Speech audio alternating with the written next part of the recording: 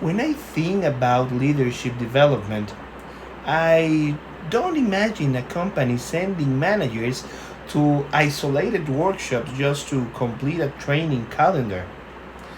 For me, developing leaders is a strategic decision. It means preparing people to guide the organization toward the future it wants to build. It is not only about improving individual abilities, it is about shaping the kind of leadership that the company's culture, innovation agenda, and strategic goals require. A useful way to begin is with a simple question: what kind of leaders do we need to become the organization we want to be? This question changes everything. It moves leadership development away from generic courses and places it closer to the real needs of the business. A hospital, for example, doesn't need exactly the same leadership profile as a technology startup. A university, a hotel, a public institution, or a creative agency will also need different ways of leading.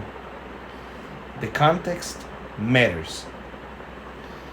That is why I like the phrase leadership is not a position people occupy, it is a responsibility they learn to practice. A person may have a title, an office, or a team, but that doesn't automatically make them a real leader. Leadership appears in daily decisions: how someone communicates, how they respond to pressure, how they treat people, how they solve problems, how they handle conflict, how they help others move forward. Before creating any leadership development strategy, the organization must understand itself. This means looking carefully at its mission, values, culture, business, model, people, and future challenges. If we skip this step, we may design an attractive program that looks professional but doesn't truly fit the organization. Edgar Skene, one of the most influential scholars on organizational culture, explains that culture is built through shared assumptions, values, and ways of acting. In practical terms, culture is the way people learn to behave inside an organization. It is what people do when no one is watching. It is how meetings happen, how decisions are made, how mistakes are treated, how conflict is managed, and how success is recognized. For that reason, leadership development should not begin with the question, what course should we offer? A better question should be, what leadership behaviors does or our culture need have now? If the culture is too hierarchical, leaders may need to strengthen delegation, empowerment, trust, and open communication. If the culture is too informal, they may need better planning, accountability, and decision making discipline. This is important because culture can support strategy, but it can also block it. Peter Drucker is often associated with the phrase culture eats strategy for breakfast. The point is very clear. Even a brilliant strategy can fail if the culture doesn't allow people to act in the right way. A company may say it wants innovation, but if employees are punished every time they make a mistake, innovation will not flourish. A company may say it wants collaboration, but if promotions reward only individual competition, teamwork will remain weak. So, leadership development must read the culture carefully. It should preserve what gives identity, and strength to the organization, but also transform the habits that limit growth. It should not attack culture blindly. It should understand it, respect it, and improve it with intention. Innovation is another essential element. Many people think innovation happens because someone has a creative idea. But ideas are only the beginning. Innovation always requires leaders who create the conditions for people to propose, test, fail, learn, adjust, and try again. Without those conditions, creativity remains private, hidden, or wasted. Gary Pisano from Harvard Business School has explained that innovative cultures are not simple fun, relaxed, or informal. They need tolerance for failure, but they also demand high standards. They need psychological safety, but also responsibility. I find this idea very useful because it avoids a romantic view of innovation.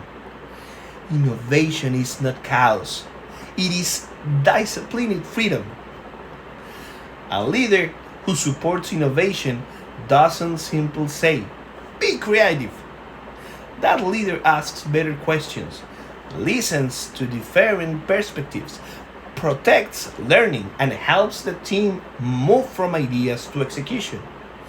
Innovation needs imagination, but it also needs structure. It needs freedom, but also priorities. It needs curiosity, but also discipline. For example, if a company wants to become more innovative, it cannot develop leaders who only control procedures. It needs people who encourage experimentation, intelligent risk taking, collaboration, and continuous learning. This doesn't mean ignoring rules or abandoning performance. It means creating an environment where teams can explore new possibilities without losing focus. Leadership development must also be connected to strategic goals. This is one of the most important points. A leadership program may be interesting, inspiring, and well designed, but if it's not aligned with a strategy, it may not be useful. The organization must ask, what are we trying to achieve, and what kind of leadership will help us get there? If the goal is international expansion, leaders need cultural intelligence, global mindset, and the ability to communicate across borders. If the priority is digital transformation, they need digital fluency, data-informed decision making, adaptability, and change management. If the company wants to improve customer experience, leaders need empathy, service orientation, problem solving, and team coordination. If the objective is operational excellence, they need process discipline, performance management, and continuous improvement. In this sense, leadership competencies should not be selected because they sound modern or attractive. They should be chosen because they help the organization achieve its goals. This is what makes leadership development strategic rather than decorative. A practical strategy can follow a clear process. First, the organization diagnoses its current culture, challenges, and priorities. This means understanding what is working, what is limiting progress, and what future demands are already visible. Second, it defines the leadership competencies needed for the next stage. These competencies should be specific enough to guide behavior, not vague words that everyone interprets differently. Third, the organization identifies current leadership gaps through assessment. This step is crucial because development should be based on evidence, not assumptions. Some leaders may need stronger communication. Others may need coaching skills, better decision making, emotional intelligence, strategic thinking, or conflict management. Without assessment, training becomes guesswork. Fourth, the organization designs learning experiences. This may include coaching, mentoring, workshops, simulations, peer learning, feedback sessions, and real business projects. The best leadership development plans combine theory with practice. Leaders don't grow only by listening to lectures. They grow by solving problems, receiving feedback, reflecting on experience, and applying new behaviors in real situations. Fifth, progress must be measured. If the organization invests time and resources in leadership development, it should observe whether people are actually improving.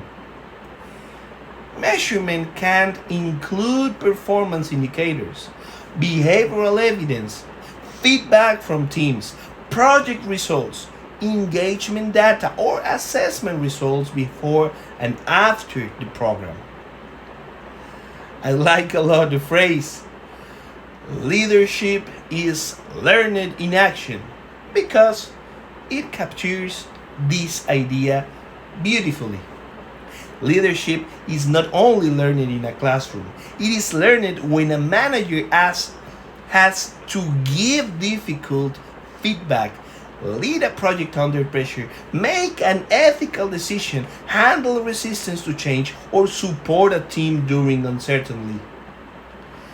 Now, if we move to performance assessment, well, one of the most useful approaches is competency based evaluation. This means assessing not only what people achieve, but how they achieved it.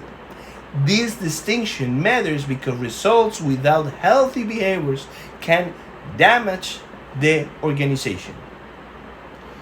For example, a manager may reach sales targets but destroy team morale. Another person may deliver projects on time but avoid the collaboration. Someone else may be highly productive but treat colleagues with little respect. If we only measure numbers, we may reward behaviors that create long term problems. A competency based approach gives a broader and more sustainable view of performance. Competencies may include communication, decision making, ethical judgment, adaptability, innovation, emotional intelligence, strategic thinking, and leadership. These areas help answer three essential questions. What did the person accomplish? How did they behave? And what should they develop next? A good performance assessment connects objectives with observable behaviors. Objectives show the expected result. Competencies explain the conduct needed to reach that result properly. For instance, if the objective is to improve customer satisfaction, they relate competencies may include empathy, active listening, problem solving, and service recovery. If the goal in the other side is innovation, the relevant behaviors may include creativity, learning agility, collaboration, and experimentation. This makes feedback clearer and fairer. Instead of saying, you need to be more proactive, a manager can say, you need to anticipate client needs, propose solutions before being asked, and follow up without constant supervision.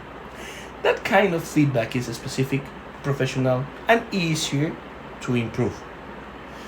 When performance is low, leaders should be careful. It is easy to assume that the employee lacks motivation, but performance problems can have many causes. Sometimes the person doesn't understand what is expected. Sometimes they lack training. Sometimes the tools are inadequate. Sometimes the workload is unrealistic. In other cases, the issue may be poor supervision, weak communication, low engagement, personal conflict, or a mismatch between the role and the employee's strengths. A useful diagnostic question is this a problem of ability, clarity, resources, motivation, or context? This question helps avoid unfair judgment. Good leaders diagnose before they correct. They do not simply blame, they investigate. For example, if an employee fails to deliver a report in time, the manager should not immediately say, "You are irresponsible." Maybe the deadline wasn't clear. Maybe the person didn't receive the required data. Maybe they lack a technical skill. Maybe they are overloaded. Maybe they do not understand the importance of the task. Each cause requires a different solution. If the problem is ability, the answer may be training or mentoring. If it is clarity, the leader must explain expectations better. If resources are missing, the organization must provide tools or support. If motivation is low, the manager needs to understand what is affecting engagement. If the context is the issue, the role, workload, or process may need adjustment. Performance conversations should not feel like punishment. They should be honest, respectful, and focused on improvement. A strong leader can say, "Here is what I observed. Here is why it matters. Here is the impact, and here is how we can work on it." This is much better than personal criticism. For instance, instead of saying, "You are not committed," a manager could say, "In the last 3 meetings, the project updates were incomplete, and this delayed team decisions. Let us review what support or structure you need to improve these." That message protects dignity while addressing the problem. It also turns performance management into a learning process. This human approach doesn't mean avoiding accountability. On the contrary, it makes accountability clearer. The employee understands the behavior, the impact, and next step. The leader shows respect, but also responsibility. In healthy organizations, performance conversations are not moments of fear. They are opportunities for alignment, corrections, and growth. Another important tool in leadership selection is the assessment center. Have you heard about it? An assessment center is a structured method used to evaluate candidates through exercises that simulate real work situations. It is especially useful for managerial, leadership, and supervisory roles because it allows the organization to observe behavior, not only listen to promises. Traditional interviews can be useful, but they have limitations. Candidates can prepare answers, describe ideal situations, or present themselves very well without necessarily demonstrating the competencies required for the role. An assessment center goes further. It asks candidates to solve problems, lead discussions, analyze cases, present ideas, respond to conflict, or make decisions under realistic conditions. The interesting idea is that candidates do not only say what they would do, they show how they think, communicate, decide, and collaborate. This makes the selection process richer and more evidence based. Assessment centers usually include several exercises, multiple assessors, clear evaluation criteria, and competency based scoring. For example, a candidate for a team leader position may participate in a case study, a role play, a group discussion, and a short presentation. Each exercise reveals different competencies. A case study, for example, can measure analytical thinking and decision making. On the other hand, a role play can assess communication, empathy, and conflict resolution. A group discussion can reveal collaboration, influence, listening, and leadership style. A presentation can show clarity, confidence, structure, and strategic thinking. It is also important to distinguish between an assessment center and a development center. In the case of the first, it is mainly used for selection. Its purpose is to decide whether a person is suitable for a role. A development center is designed for growth. Its purpose is to help employees understand their strengths, gaps, and future development needs. Both can use similar tools, such as role plays, case studies, presentations, group exercises, interviews, and simulations. The difference is the intention. In selection, the question is this person ready for this position? But in development, the question is different. How can this person grow?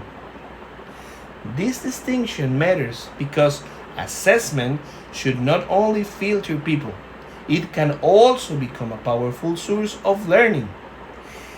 Even when someone is not selected, a well designed process can provide valuable feedback. When used for development, it can help employees see themselves more clearly and prepare for future responsibilities. Designing an assessment center requires a structure. The organization should begin by defining the role and the competencies to be measured. If the role is a team leader, key competencies may include communication, decision making, conflict management, planning, coaching, and accountability. If the role is more strategic, the competencies may include vision, influence, innovation, business, and change leadership. After defining the competencies, Human Resources Department designs exercises that allow candidates to demonstrate them. The exercise must be realistic and connected to the role.